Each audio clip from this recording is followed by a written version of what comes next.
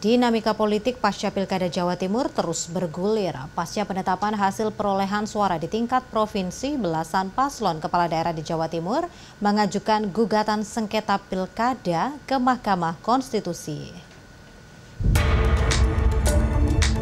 Di Jawa Timur, pada Pilkada 2024 ada 25 petahana yang kembali mencalonkan diri. Dari perolehan suara sementara, 15 petahana di sejumlah daerah di Jawa Timur ini berhasil mempertahankan kursi kepemimpinan. Hal ini membuktikan dominasi petahana dalam kontestasi politik kepala daerah karena lebih dari separuh kepala daerah yang maju berhasil lolos. Menurut dosen ilmu politik Universitas Yogyakarta Fikri Disyacita, terpilihnya kembali petahana dipengaruhi oleh beberapa faktor seperti popularitas yang tinggi, tingkat kepuasan masyarakat, dan akses pada modal sosial politik yang melekat pada petahana. Fenomena menarik lain pada Pilkada Jatim tahun ini juga terlihat pada terpilihnya kembali gubernur petahana pada Pilgub Jatim. Menurut Fikri, pada tingkat provinsi, kemenangan paslon masih dipengaruhi oleh hasil pemilihan presiden lalu. Sedangkan untuk pemilihan kepala daerah justru lebih cair dan tidak begitu terpengaruh dengan hasil Pilpres 2024.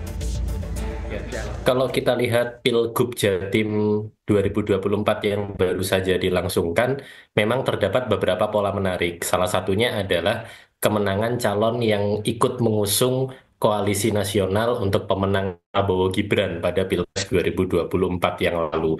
Dan fenomena yang sama juga terjadi di daerah yang lain, seperti misalnya di daerah Jawa Tengah, begitu ya, pasangan Ahmad Lutfi dan Gus Yassin Maimun memenangkan Pilgub sementara ini dalam versi quick count. Nah, kemudian kalau kita melihat pola-pola yang berbeda itu terjadi di pemilihan wali kota dan pemilihan kepala daerah di kabupaten-kabupaten.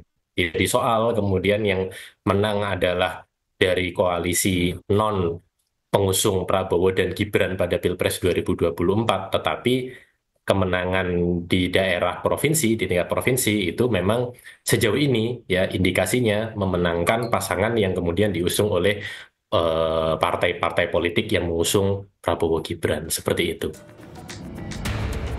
Sementara itu, Lembaga Hikmah dan Kebijakan Publik Pengurus Wilayah Muhammadiyah Jatim juga menyoroti beberapa hal dalam Pilkada Jatim tahun ini. Salah satunya adalah tingkat partisipasi masyarakat yang masih rendah pada pilkada.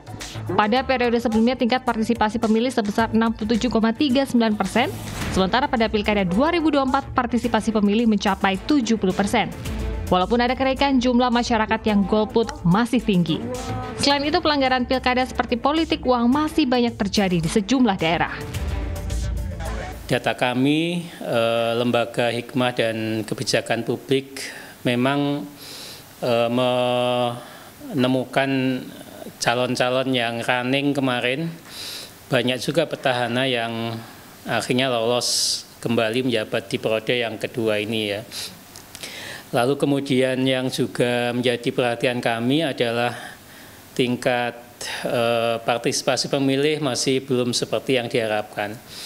Padahal kami lewat jajaran organisasi yang kami miliki, Muhammadiyah Jawa Timur, mulai dari provinsi, kabupaten kota, kecamatan, kelurahan, kami mendorong supaya semua kita bergerak untuk ikut memilih, menjadi pemilih aktif, cerdas, bertanggung jawab gitu, sehingga kita berharap nanti akan terpilih calon-calon yang terbaik.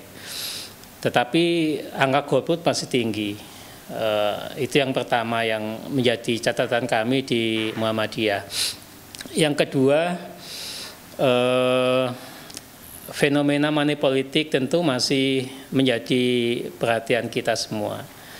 Meskipun mungkin persentasenya berbeda-beda ya, keterpengaruhan pemilih terhadap pemberian calon-calon itu, tetapi kami melihat kekuatan dana atau finansial masih menjadi salah satu aspek yang penting untuk kemenangan calon.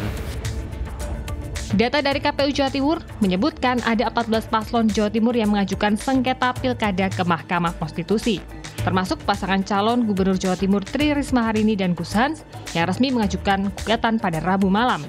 Sementara ada 2 pengajuan gugatan sengketa pilkada yang berasal dari non-paslon, yaitu dari daerah Gresik dan juga Probolinggo.